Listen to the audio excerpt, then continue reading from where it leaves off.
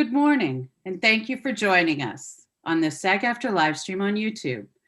To stay informed about all of our live stream and video events, we invite you to subscribe to this channel. You can go ahead and do that right now.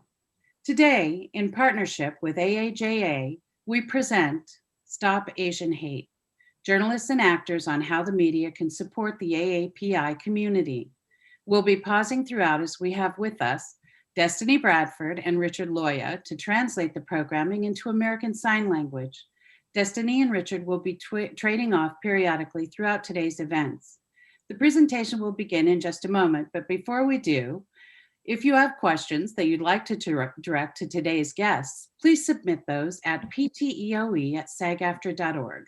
That's pteoe@sagaftra.org, and we'll do our best to get those questions in or answered. We'll be monitoring incoming questions and we'll ask them live on air as time permits. As a reminder, today's program is being recorded and you can watch the replay right here on SAG-AFTRA's YouTube channel, along with a lot more great content. We also invite you to follow the conversation on social media using our official hashtags, hashtag SAG-AFTRA and hashtag #StopTheHate.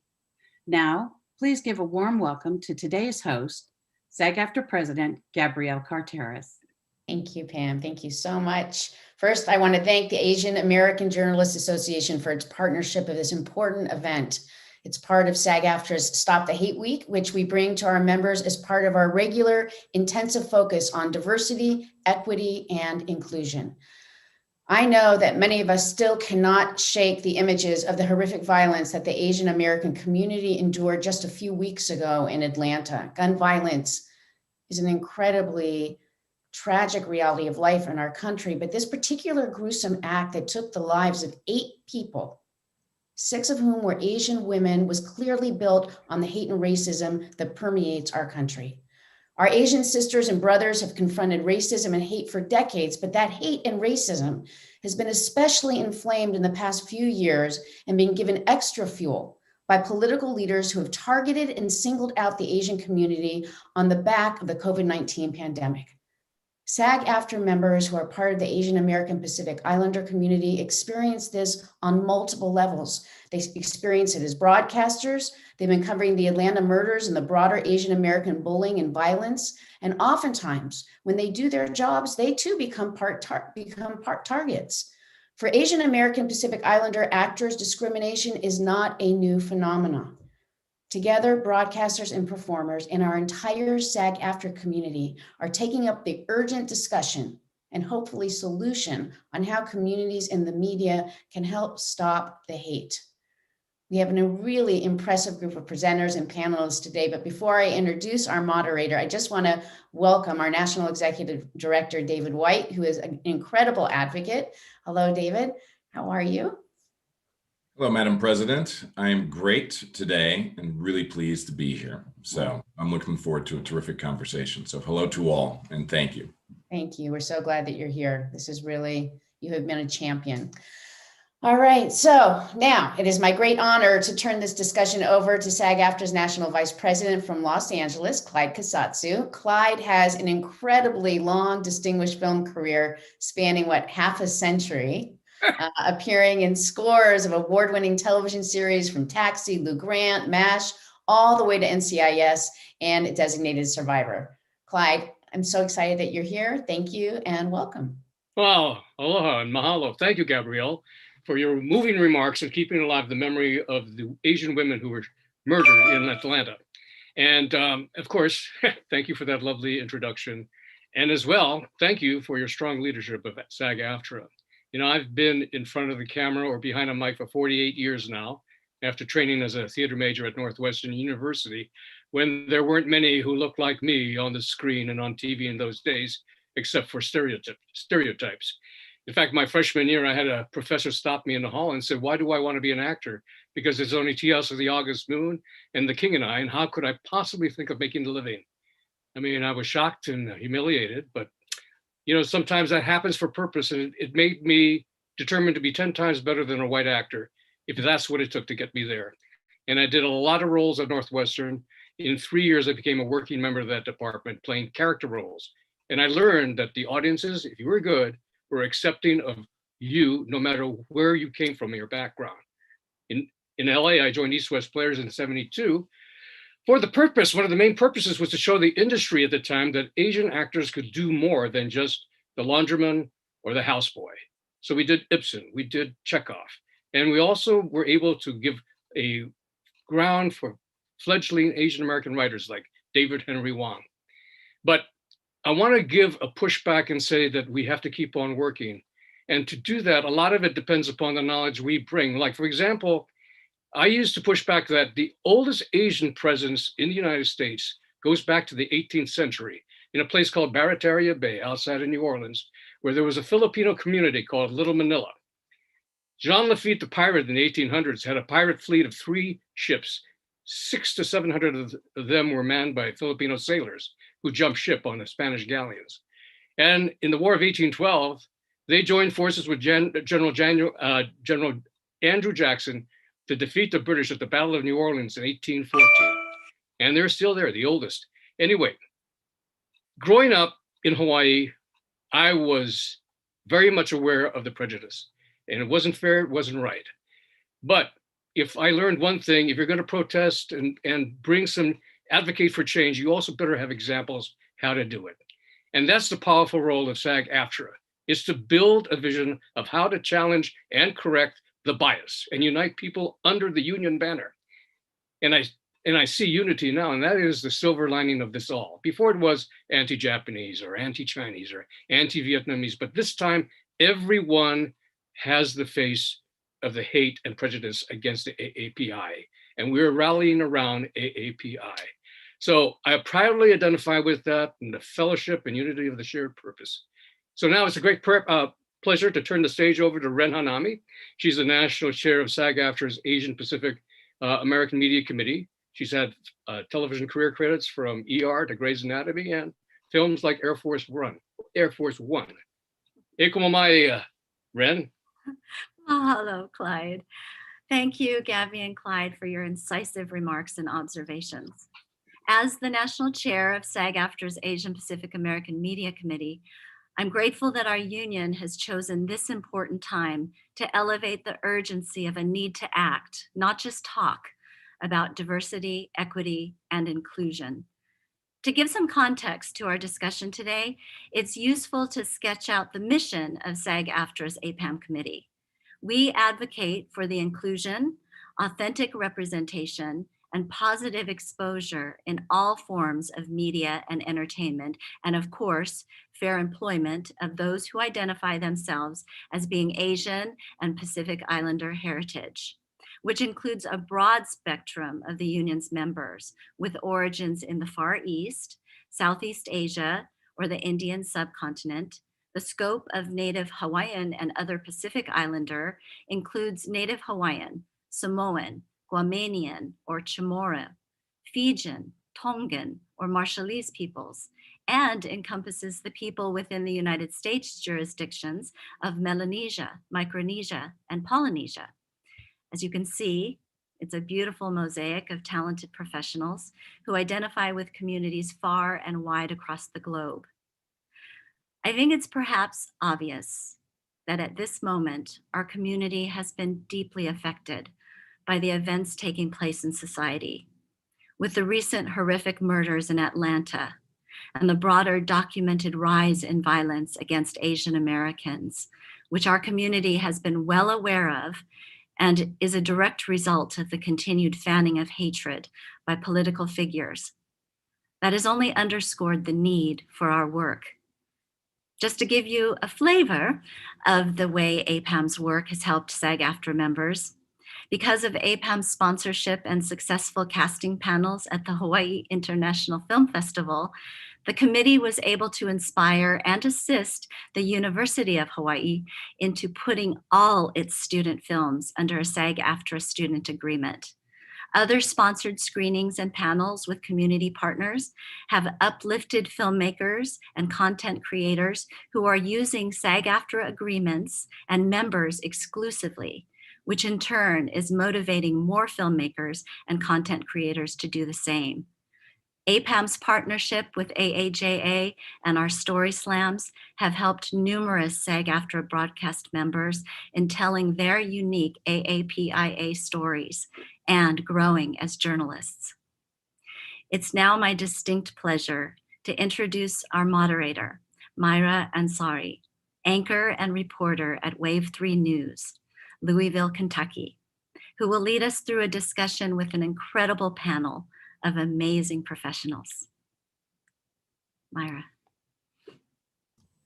Thank you. I'm so honored to be a part of this wonderful event and be around such talented groups of people. I'm going to dive right in and introduce the folks who are going to be on our panel today, starting with Juju Chang. There's an Emmy award-winning co-anchor of ABC's Nightline and an AAJA member. She has been outspoken in covering the recent violence against Asian Americans. She's recognized for her in-depth personal narratives set against the backdrop of presenting national and international news. We want to welcome Juju Chang. Thank you for being here. Dion Lim is an Emmy award-winning anchor and reporter at ABC 7 KGO-TV in San Francisco and author of Make Your Moment, the Savvy Women's Communication Playbook to Getting the Success You Want. You need to check that out. She has led the charge in shedding light on the hate and assaults targeting Asian Americans in the Bay Area. She is an AAJA member. Thank you, Dion Lim, for also joining us. Richard Louie will be joining us here in a little bit due to his schedule. He is a journalist and an anchor for MSNBC and NBC News and author of the book, Enough About Me, The Unexpected Power of Selflessness. While at CNN, Richard was the first Asian American to anchor a daily national news program and has furthered the conversation about Asian American hate in America by sharing his father's story. Richard is also an AAJA member. Olivia Munn is an actor who has played journalist on HBO's The Newsroom and Comedy Central's The Daily Show with Jon Stewart, and starred in films The Predator, Deliver Us from Evil, and most recently, Violet. We are ever grateful for her strong advocacy against AAPI hate. And Olivia was recently interviewed by Juju Chang. If you haven't seen it, you need to check it out in ABC's news report, Stop the Hate, the rise in violence against Asian Americans. An Oklahoma native who majored in journalism, Munn spent the majority of her childhood in Tokyo and speaks fluent Japanese. Brian T. is also with us.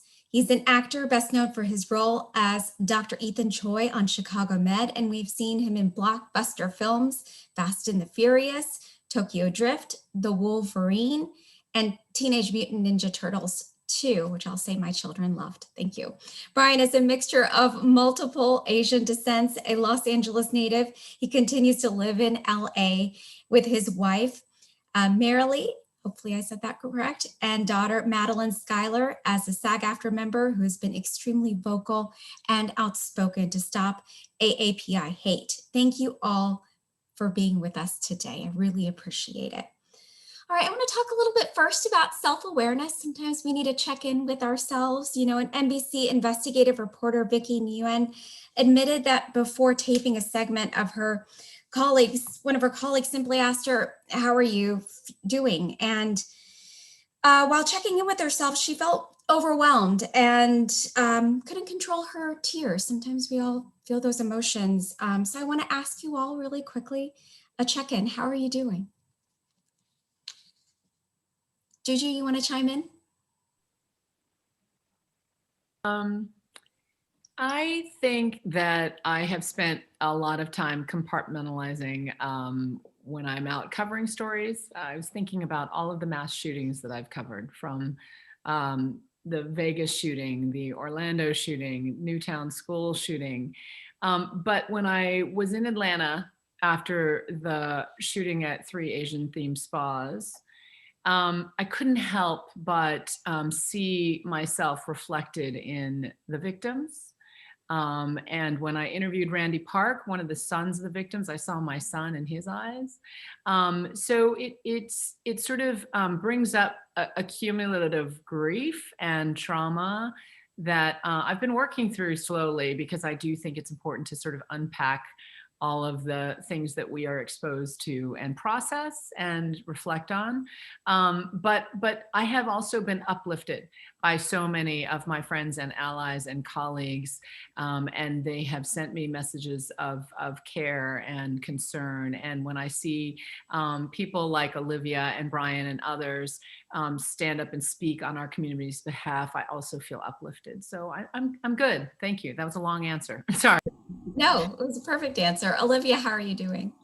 Yeah, that was actually such a great answer, Juju, especially to hear it from your side, because I do think about the journalists a lot. I mean, as advocates and people who are using our platform, like Brian and I are, to get the message out and amplify it, you guys are actually out there having to talk to the people and seeing the victims' families and watching bodies be taken out. And it's so hard already for just people watching, and we know that already, with people talking about how much on social media there's just so much negative stuff and it's so hard to get away from it. But at the same time, we need to know it.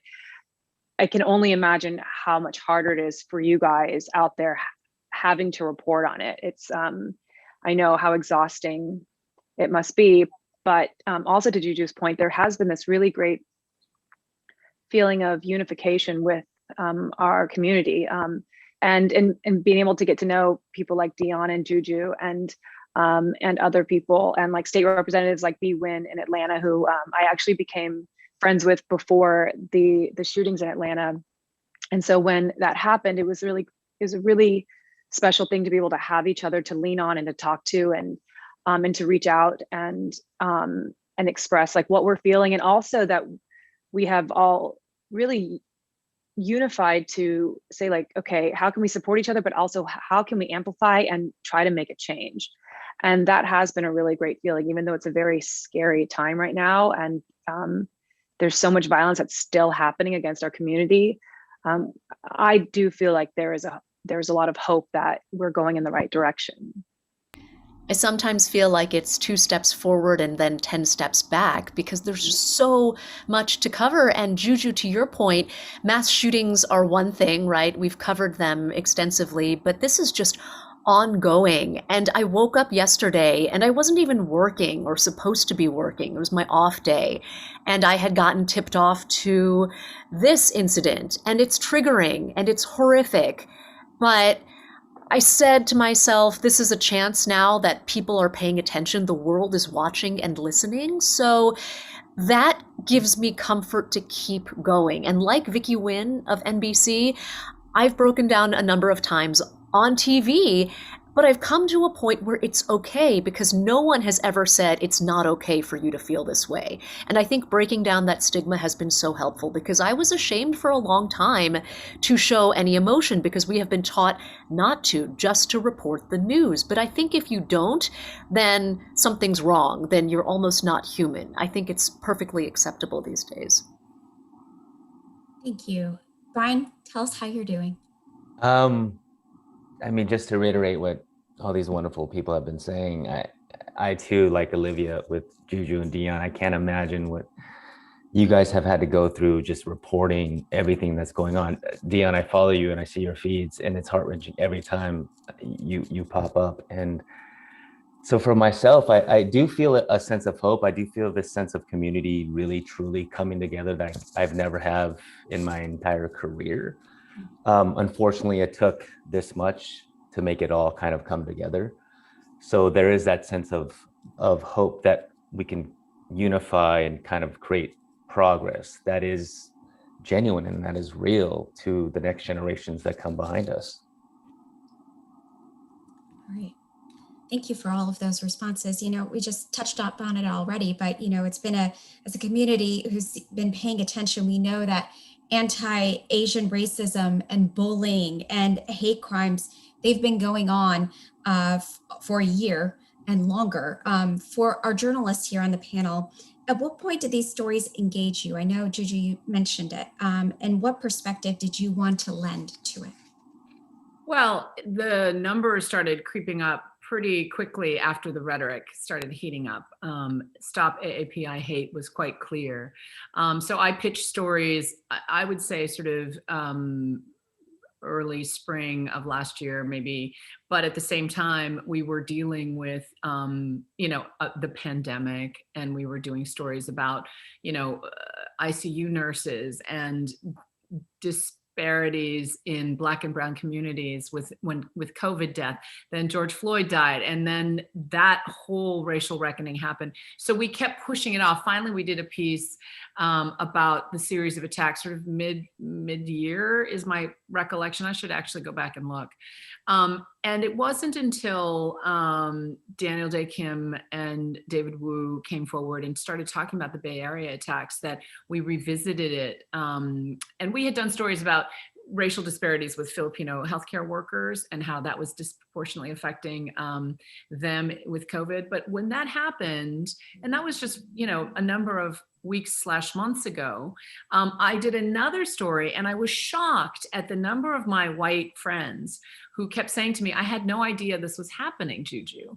And I was like, but it's been on my feed for a year. I've been obsessed with this, right? And that to me, I think got to the second part of, I think, what we're all reacting to, which is the sheer invisibility of our pain for all of that time. And that's why we all, I think, feel so strongly that we have to show our pain and exhibit it in a way that brings the humanity. And of course, when I wound up, in front of the Asian themed spa in Atlanta reporting on that horrible event, it felt like a reckoning for the Asian American community. Yeah. I think what's also important for people to understand too is so many people get their information from social media, a lot from Instagram and TikTok, and there's an algorithm to what you look at. So a lot of times people aren't seeing, it's not coming through their feed because it's not part of their algorithm.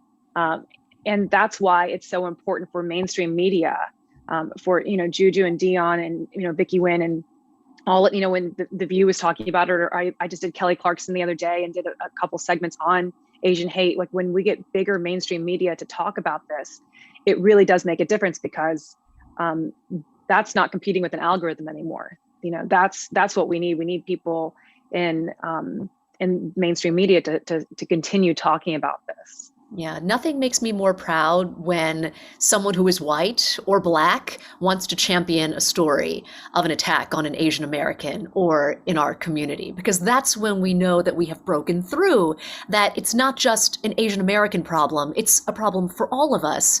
And I remember this must have been at least 8, maybe 10 years ago when I was working as a news anchor and reporter in Charlotte, North Carolina.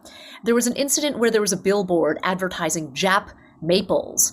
And it was offensive to the Japanese and to many Asian Americans who were there. Granted, it's a smaller community than, say, in the Bay Area.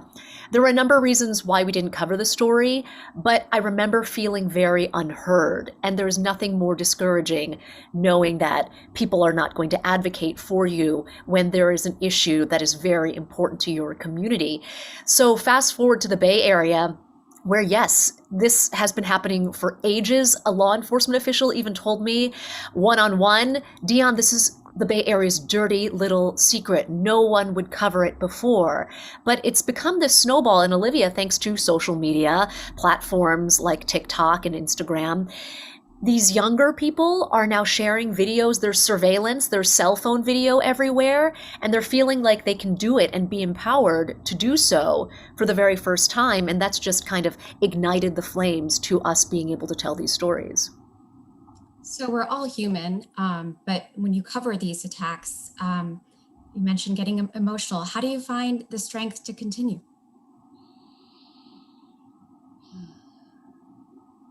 I think just for myself, not as a journalist, but just as an artist, as an Asian American, it's a sense of responsibility. I know that as we were talking about the amplitude of Asian American hate and everyone really speaking out with social media or however they're doing it, there is a sense of responsibility because I feel culturally we weren't necessarily allowed to do that. I feel like culturally we've been kind of pushed down so not much to just kind of keep our nose to the grindstones and not make waves, that now I feel with this new generation and everything kind of amplifying, we have this sense of responsibility, but I wouldn't necessarily say freedom, lack of a better term, but this angst to want to actually speak out and say something. Dion, you're talking about that really small tidbit about that sign. And I think that culturally has been kind of an issue for us where we kind of just let it slide or let it pass by. There's an incident that happened on my show. It was myself, C.S. Lee, Arden Cho, and a few other Asian American actors about my particular character. And it was our scene. And a Caucasian director comes in and he's really smiling and comes in and he says, "My Crazy Rich Asians episode." And I had to pull him aside and I say, "No, we don't do that here." And I pulled him aside and I had a long conversation, and he kept reiterating it was a joke and I didn't mean it to be offensive and all this other stuff. And then I made the analogy very similar to what Jay Leno back in the past and Guy Oki had kind of done with kind of the Koreans and eating dogs scenario. I made the analogy of, say it was SCP at the Murkison, Marlene Barrett, Yaya DaCosta, Sears regulars, all black African Americans. And you came in and said, "This is my Black Panther episode." And it kind of woke him in a particular sense, because there's this thing I feel as far as Asian Americans that I'm also accountable to, that we kind of just let stuff slide and people aren't as cognizant to the way that we're being treated. And I think that now it's our opportunity and our responsibility to really keep everyone on check and on point. Brian, I love what you said, because you not only expressed and spoke out, but you did an educational piece, but in a way that got people to listen and not in a burdening way. You know, I described it like this in a Cronkite news article that I was interviewed for, that it's a burden and a blessing at the same time. It's a burden because I feel that tremendous responsibility, but a blessing because now there's the platform and people are paying attention. So it's a struggle. And I think it is the blessing part of realizing people trust me as a journalist, what I've always wanted, and no longer being pigeonholed as the smiling, happy morning news anchor that was told that you could never do anything more than that. Because I remember that very vividly early in my career, to now being able to have the privilege of telling people's stories. So that's what keeps me going. You know, hearing Brian, thank you for telling that story, because, you know, there are so many stories like that. And they don't get out because, you know, we'll look like the problem if we decide to tell the story. We're always expected to just handle it within the family, handle it on set, you know, and it's interesting. I have found that my white co-stars get away with a lot more. Like, they get away with so much. And if anything happens to them in the slightest, if they just feel a little bit bothered, they take it to the top. And I think that's like this ingrained entitlement that they feel that, like, that their voice matters. And the thing is, like, that's not actually a bad thing. We should all as human beings have the confidence to feel that our voice matters. It's just that we have lived in a world, and especially in our industry, that has supported that idea that white voices and white pain actually matters, and the rest of us have to continue to go along with just the flow of whatever that white flow is. And having that white director come in, to me, when he says, like, "Oh, this is my crazy rich Asian episode," it's, to me, it's so clear why he thinks that way. Because when there's a landscape of white faces and a landscape of white savior movies and white people telling everyone else's stories, and everyone who is marginalized or a minority, we get to be the supporting cast. When a movie like Crazy Rich Asian comes in, people start to think it's a trend, the same way that procedurals are a trend. Or, hey, you know what, last season, hospital dramas were really big. Let's do a bunch of hospital dramas. Right. Okay, this year, like, family dramas are really great. Let's do another This Is Us. And then they look at Asians, they go, Asians, that was a great trend. Let's do some more Asian stuff. And the thing is that being Asian American is not a trend. Period. Correct. Full stop. I would dovetail off of both of you all too, in that the Crazy Rich Asians thing is part of the model minority fallacy that is actually harmful for our community. So while that director was like, oh, it's just a joke, aren't you all crazy rich Asians? The truth is we're not. And that is, anytime you're stereotyped, it renders invisible those struggling in our community. I often say that I helped found a Korean American organization in New York because poverty rates of Asian Americans in the greater New York area rival or exceed African Americans, and yet they are underserved because they are invisible. So there's that. But then that model minority myth is often used to pit our quote unquote success against other communities of color, which is incredibly destructive for a lot of different ways. And finally, what I'd say is, in terms of the call out, Brian, that was perfect because you didn't shame anyone, but you just sort of educated. And that's a moment. I just have to say, I have 3 sons who are sports fanatics, and we are all talking about you, Chang. No relation to me, although Clyde did point out that one of my nephews is a pitcher in the Los Angeles Dodgers. Oh, congrats. You should all follow him. His name's Mitchell White, ironically, not Chang. But that's exciting. I know, isn't it cool? Wait, who does he play for? For the Dodgers. He was drafted. Nice. By the Dodgers. That's your nephew? My nephew, Mitchell White. He's at the alternate site right now in Arizona, but he was in the taxi squad. Okay. Anyways, I digress. I love to brag about him. I know, we're excited. Mitchell Asian White. jocks go. Yes. Right? And A, Asian male jocks go. B, Jeremy Lin came out and on one of our shows, the one that you were in, Olivia, and he talked about how, they called me Corona. I didn't want to name or blame or shame, but I want to educate. And just like you, Brian, I want to educate you, why that's offensive and why that dehumanizes people, right? And so Yu Chang was this pitcher for the Cleveland Indians who made an error, cost the game, whatever. Like I said, my sons were doing the play-by-play. And normally it would have been just a couple of angry phone calls on the radio station, but instead he got all sorts of racist hate, right? And, right. The idea that he was called slanty eyes, tons of words I can't say here, and also coronavirus, right? And it just goes to show, I've had so many well-meaning people say to me, well, Juju, why can't you say China virus or Wuhan flu? Because isn't it actually correct? It's from China, it's from Wuhan. Why can't you say that?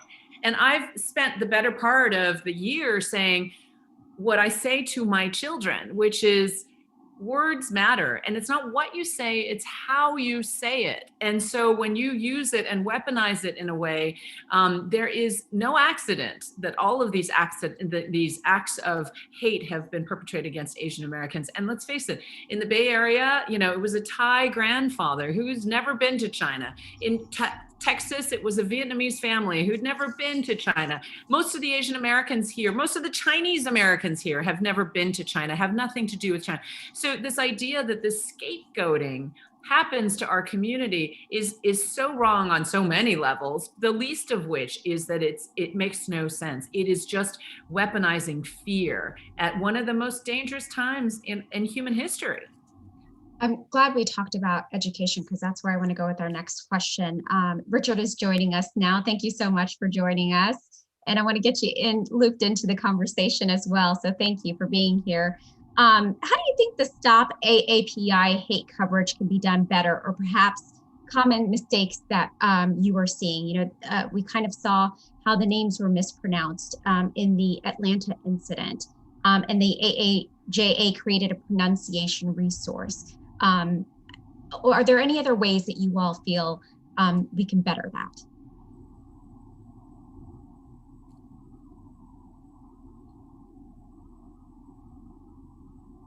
Is that for Richard? I'll let Dion go with that. How about that? I'm sorry, I didn't know it was for me. Go ahead, Dion. Richard. Richard, go ahead. No, go Dion, I'll follow you. Well, I think it's that education component again, right? Because how many of us have learned about Asian American history in school or have really paid attention to a pronunciation guide? I remember I did a story early on in the pandemic where a woman named Phuc Bui Nguyen, she's Vietnamese, her teacher had said that her name was inappropriate because it sounded like an expletive. Again, it was Phucbui, Phuc Bui is how you pronounce it. And he thought it sounded like something else, which, you can connect the dots. And I think it's the education of this is actually a very common name and explaining it in usual news terms. Would that be a story? on how to pronounce this woman's name? Probably not, but finding a way, crafting it and telling it in a way that makes it relevant and shows the significance of it, that ended up snowballing into all of these Asian Americans from different backgrounds explaining, oh, when the Asiana Airlines flight happened and people, some random guy called in saying that the victims were named Wee Tu Lo and Holy Fook, then that turns on the light of, okay, something is wrong, something is incorrect. We should have doubted this in the first place. Richard, thank you. Yeah, absolutely. I remember those stories, and boy, can you believe that's actually aired in the Bay Area? It's just like, whoa. I would say, to tell the stories about our AAPI communities in intersectional ways and mainstream ways, that we're not always going to be the Asian character in the story, that we are just an American story. And then in terms of intersectional, when we talk about immigration, show the black face, show the Latino face, show the white face, show the AAPI face, all as part of this immigration story that we're living through right now. And I think that's the way that our community exists, both in a mainstream way and as well as in an intersectional way. And that's not easy to do, but it's important to do. I would say that it's really about context and trying to put into context a viral video that shows the conflict, which we all know in television news, that's what you tease with and that's what you go with. But until you put that incident into context, it's really hard to just keep playing those, the viral videos over and over again. The other thing that I would say, though, is that what we have seen when those videos do go viral is that there has been a snowball effect, both good and bad. I was on this conversation last night with the head of the Anti-Defamation League, and he was saying, in the Jewish community, there have been incidents of copycats when there's a lot of, publicity like this. But the upside about it is that it creates, what Safan Kim has called the snowball effect in the other way, that when one person reports and Olivia's friend's mom reports and she gets justice, that too is contagious, that then inspires the next person to come forward. And then there's other activists who are inspired to do, sort of language translations on how to report a hate crime. But in our newsroom, we've had a lot of conversations which I think reflect on what Brian and Olivia do in the entertainment space, which is that we normalize Asians as humans, right? So we've talked about having experts who are Asian Americans more, right? That we should have doctors on who are Asian Americans during the coronavirus. That when we go to cover a disaster, we don't just cover white families coming to the rescue or white saviors, that we cover, people of color in all the roles that we cast. So when we see Brian play a doctor in Chicago Med, we're like, oh, that's not an Asian doctor, that's a doctor. That's what Shonda Rhimes once told me when I went to interview her about all of her shows. She's like, Grey's Anatomy is not about Black doctors. It's a show about great doctors who just happen to be Black, and they don't really talk about race as much as we think that that the show might, but it doesn't. And it's only when we see Asians in every form, even whether it's broadcast journalism or in the entertainment space, as humans and not as some caricature, that's when we have progress, I should think. Juju, I have to say something on just a kind of amusing note, is that when I moved to the Bay Area, I remember very distinctly an Asian American postal worker walking down the street, and I stopped what I was doing and I stared at him. And the reason why is because growing up in places like Michigan and Ohio and Connecticut, and then working in Kansas and North Carolina and Florida, I'd never seen one before. So to me, representation that way, it had such a big impact on me. Imagine if that was in the grand landscape of things. Though organizations like Stop AAPI Hate, they've reported over 3,700 incidents of anti-Asian acts and crimes in less than a year. We know that these crimes are being underreported. Dion, you've have found a unique way to connect with folks, the San Francisco Asian American community, to get them to come forward. Can you talk a little bit about that? Yeah, and it's to what Juju mentioned with the snowball effect that my colleague Sifan Kim in New York City is dealing with, is that on social media, the barriers are broken down because you are hiding behind a computer screen or a phone screen. And just like those trolls who like to fire off something nasty and really inappropriate to you, it's the people who are scared to put their faces out there because I think, Brian, you mentioned it too, that we were, as Asian Americans, so many of us are taught to stay in our lane. Don't cause trouble. But instead of causing trouble, they're just sharing with me, just one person, and it feels a little bit more intimate and not so scary as going to a police station. Because let me tell you, that's a whole other conversation in itself, because a lot of these victims, one, have a language barrier, two, they don't feel comfortable being asked very invasive questions. Their personal phone numbers and, known associates, things like that. And it's a very challenging process, and one that's quite broken, that takes a very long time, and Asian Americans and a lot of people feel discouraged not to do it. So the magic, I suppose, I've described it as this, is that people feel empowered when they are able to just pick up their phone and send a message like, hey, I remember one that broke my heart, a woman who said, every single member of my family at our donut shop in Oakland has been attacked in the past 20 years. And she said, nobody reported it. And I said, how is that possible?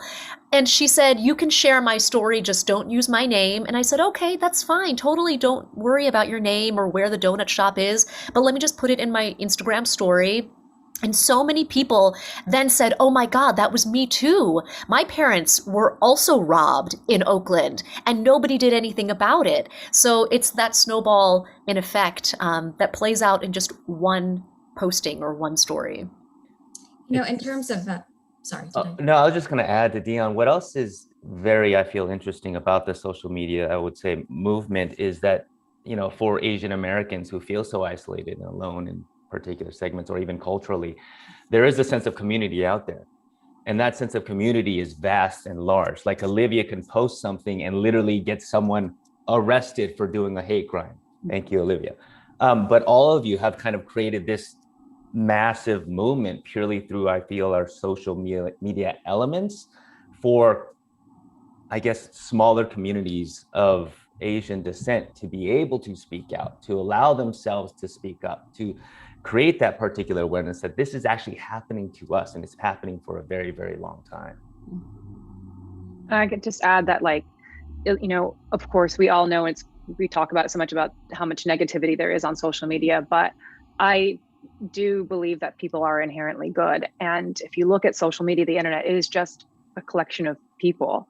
And if you go to them and ask them for help and you rally them in the right way, I do believe that they step up and do the right thing. And you saw that with my friend's mom. And so I think it's really important to also talk about the positive things that are happening. The fact that we do have a sense of community, like Brian said, and like what Dion was saying, and that snowball effect the other way, that if we can just rally it and focus our energies that way, the good does outweigh the bad. Always, always. In terms of speaking up for Asian Americans, especially when culturally we may be inhibited to speak up. And I want to talk about the great responsibility that you might feel in representing the Asian American community as a whole.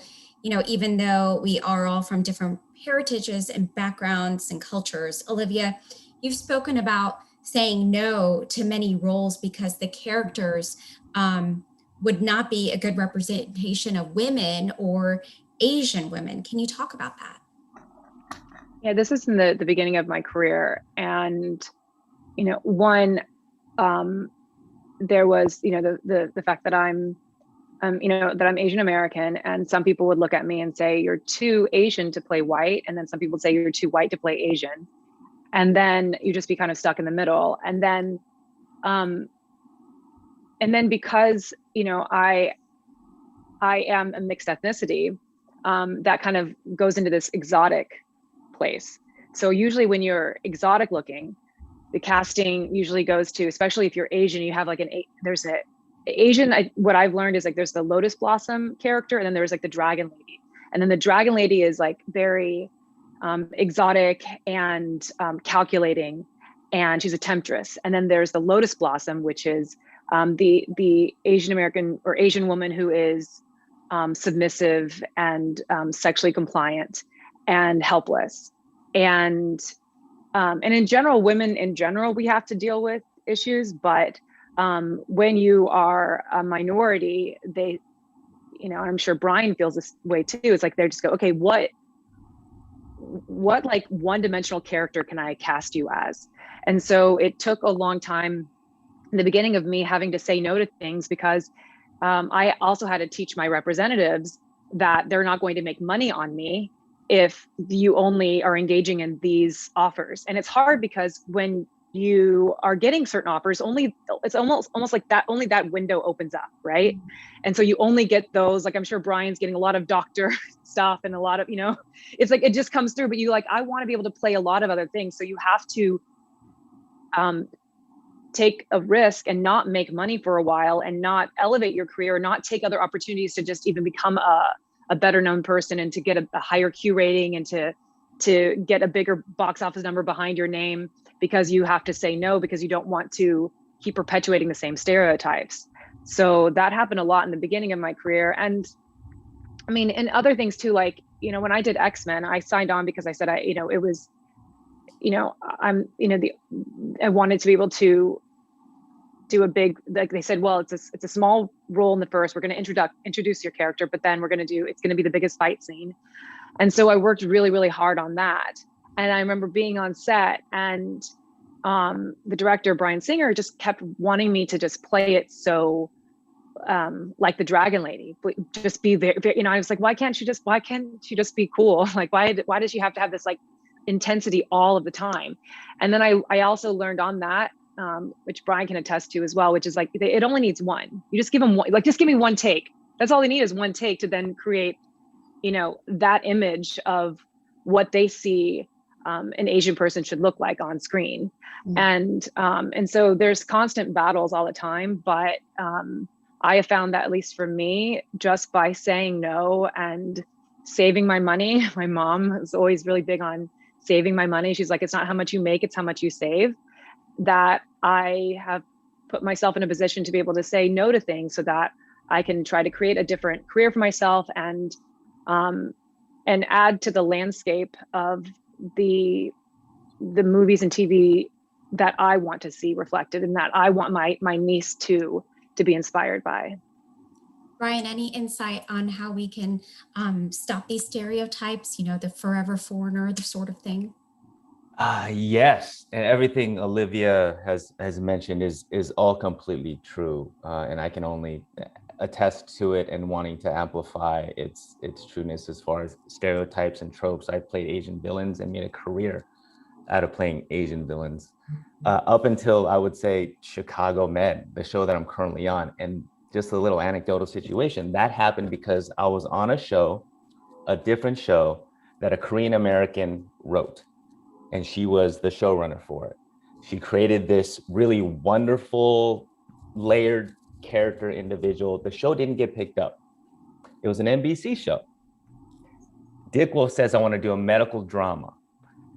They get a call from an AAPI organization asking them, are you going to have any Asians in this medical drama? Quickly, Grace Wu, Asian American, and Craig Robinson, who's the head of diversity over at NBC, take me from this other show and place me in Chicago Med.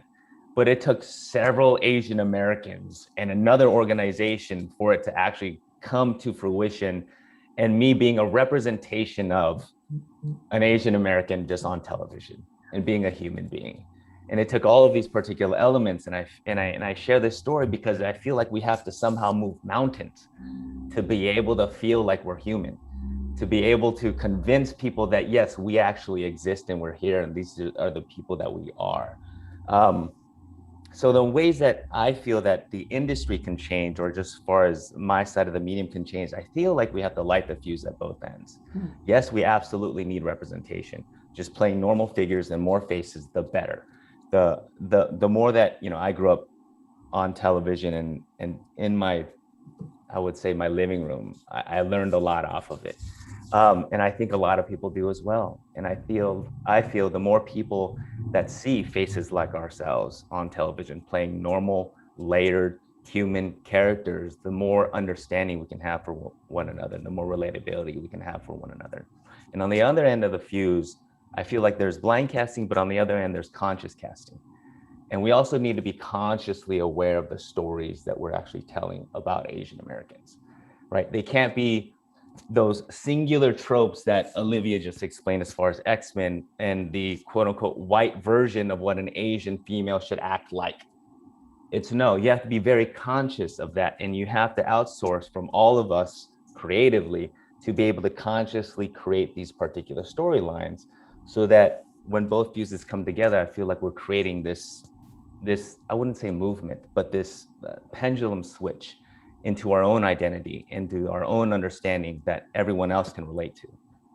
But if I can expand on that idea, Brian, clearly you were ready and you had the chops and you had the experience to then take that opportunity and run with it. And I feel like a sort of parallel thing happened at ABC just this last couple weeks ago when the Atlanta shooting happened, that Eva Pilgrim and I, Eva Pilgrim is the weekend Good Morning America anchor. She too, like Olivia, is half Asian, but her lived experience was having been raised by a single Korean mom. She identifies like Olivia very strongly as an Asian woman. And she and I went to the, management and said, we have to do this in a big way. And within 24 hours, they greenlit an hour in prime time and we were ready, right? I had spent decades covering those mass shootings and decades covering, I've done, the Asian sex trade workplace, human trafficking. I've done, I was ready, right? And so when I went to Atlanta, I was able to humanize in an interview with Randy Park, the son of one of the women who was killed in one of the spas. And that gets to Olivia's point about the hypersexualization and the stereotyping of Asian American women and the real world impact, because the other woman we had on the show, our hour in prime time, was Evelyn Yang, who spoke out about rape culture and the hypersexualization of Asian women. And I think that these media representations do have a subconscious impact on unconscious bias against Asian women, because if you go back and you look at the statistics that hashtag, Stop AAPI Hate put out, women reported 2 to 1 more than Asian men that they had been attacked. And that sort of flows into what we were talking about, that women are seen Asian women are seen either as submissive or in some way, sex objects, which is, disturbing at best. Juju, first off, I have to say claps for getting that together, because I remember getting a call, I think the day before, saying, can you contribute to this? And I said, how did you get an hour-long special together in just a couple days? Twice, right? I think it's twice. 2 hours. Well, the first hour was a streaming hour that Olivia had a beautiful, she was like the heart moment. I've been quoting you, Olivia, from that for ever since. She talked about her mother, and I'd love for you to reprise that because it was such a heartbreaking moment. This idea of accepting second-class citizenship was just so powerful and profound. But we took a lot of the material from that. I interviewed Daniel Day Kim. I interviewed a lot of folks around this issue so that when it came time to get a primetime hour greenlit, and again, this is the mainstream audience who we want to call this attention to, we had that material ready. We had the experts ready to go. I had been talking to Evelyn Yang for months. So it all just kind of overnight success. 30 years in the making, guys. And can I also just say real quickly too, is that don't sell yourself short, because early in my career, and maybe Olivia and Brian, I don't know if you felt this way too, I felt like I just needed to play into the stereotype a little bit of being the chirpy morning anchor who always had very colorful clothes and wanted to smile all the time, because I then would say, oh, I'm just here because I'm Asian and I had to fill a quota, because it was just easier for me to do that. And I think had I realized that I had value very early on in my career, or that I have the value and the power that I have now to get a message across and to speak for a community, I would not have behaved that way, and I would have probably been much more successful in getting the message across. Yeah, I think also, Yeah, go Oh, for go it, ahead, Olivia. No, Richard, you're late to the game. You come in. I've said I'm a lot always before. late. All right. Well, I was going to say, Olivia, and what you said as well, Dion and Juju, is, I felt like when I first joined CNN, I would only pitch an Asian American story once every 2 years. Like I had this thing in my brain because I said I didn't want to be the Asian guy pitching Asian stories. I just didn't want to be pigeonholed. And now we're in this great time where we can stand up and we can say, I look this way and I want to pitch a story this way, and you need to take it. And Juju, you brought up a good example of that. And Olivia and Brian too, and Dion, that you can now, and we can, and we should do more of this. I am Asian American. I want this. And it's because I'm Asian American. And we can say that. This is a different time and we should take advantage of it. In terms of the perennial foreigner, very quickly, is to share our immigration stories. We have always walked away from that as a community because we're scared of being seen as the perennial foreigner if we share our immigration stories. No, we should share them. Like Olivia was brought up, Juju, you brought up Olivia sharing her story with you and her family on your show. We got to keep on doing that because people will start to understand the nuances of what that is instead of running the other way, which culturally we typically do. Sorry, Olivia.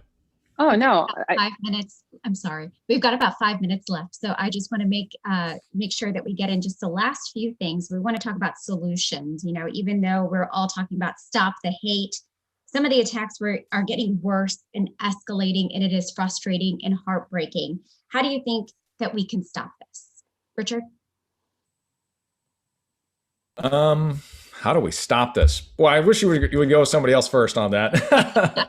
I think the way we stop it is the way I actually started when I joined late. And thanks again for having me, which is that we need to continue to express this in intersectional ways. And all of us, I think, have an opportunity now to reach out to other communities of color and be an ally as AAPIs. I think we're in a time where we're early on in our stages of development as a community of color and understanding the power that we might have, the voice that we might have, the obligation that we might have.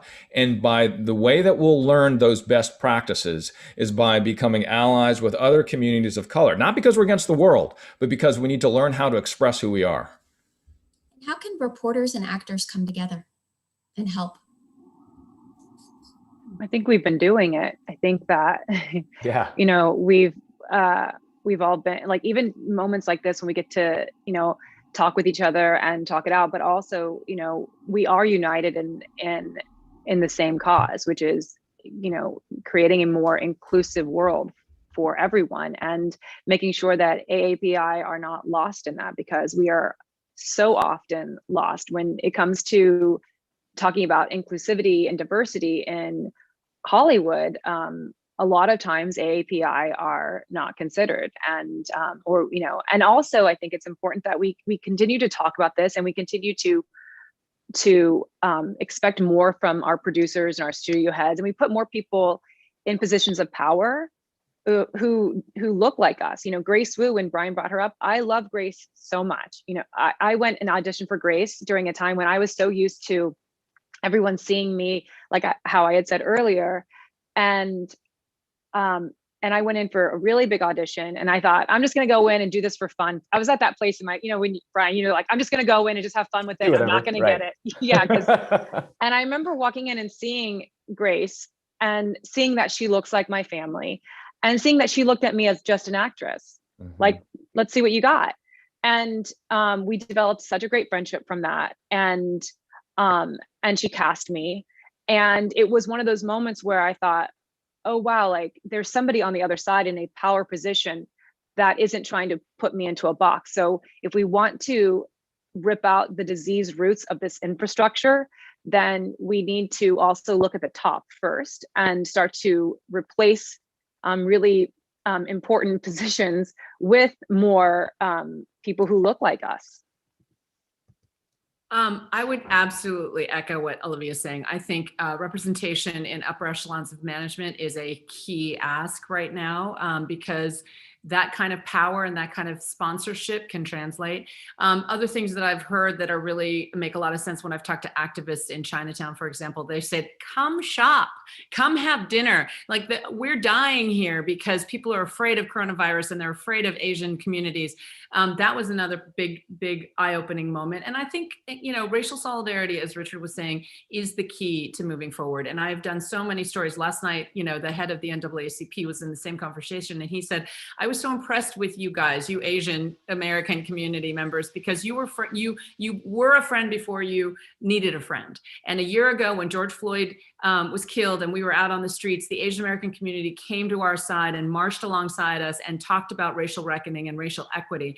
And now it's time for us to do the reverse, which I thought was so meaningful. And I feel like we have done that. I've covered the bridge building in the Los Angeles community between the Korean American community, for example, and the African American community post the 1992 uprising following the Rodney King verdict. There's so much to move forward. But one of the other things I would say is as immigrants and with that experience, I think we have an affinity to the Latino community as well, especially in areas like voting rights, where the Asian equivalent to the NAACP and the Hispanic Caucus has been working for decades in New York to get translated ballots, access to voting, the kinds of things that actually made a difference in Georgia in that Senate runoff. So those are areas in which we can partner and work together in coalitions. One quick thing, and I'm sorry, is that we got to be more uncomfortable and like it. All of us have been uncomfortable in this latest year, but the discomfort works. Like the conversations that have been breached by all of you, and huge kudos for doing it in all of your spaces of influence, that being uncomfortable is good for us because it's stretching us right now. Yeah, just keep the conversation going, sweet and simple. You don't have to go out and beat your chest and start a rally and a movement, but the little things, the little conversations that you have on a day-to-day basis, they are making a difference. Well, that's a wrap, and I want to thank everyone for participating. This was wonderful, and I'm honored to be a part of it. Thank you. Thank you. Thank you for having us. Thank you. What a Thank fabulous, you guys, it was a fabulous conversation. I want to say thank you. I was taken by, it's time to stop weaponizing fear. And I think that's absolutely true. And I think education is the key, and communication and being uncomfortable and pushing the envelope and accepting no less. So thank you. It was really inspiring to be able to be with you. I want to say this is our time to stop. And we are going to move into a breakout rooms discussions now that will be moderated by Mary Cavallero, who's our SAG-AFTRA Chief Broadcast Officer, and Helen Wong, who is our Interim National Director for Equity and Inclusion. This is the beginning. We call this Stop the Hate Week. It's really Stop the Hate period. All right. It's just a moment that we did it today, and we'll continue doing it. So thank you very much. And we'll go into the breakout rooms. Gabrielle, before you do it, I want to shout out to Grace Wu, who was our PA on All American Girl way back in 93, 94. Wow. She was terrific then, hard worker, open eye. Well done. We love Grace Wu. Absolutely.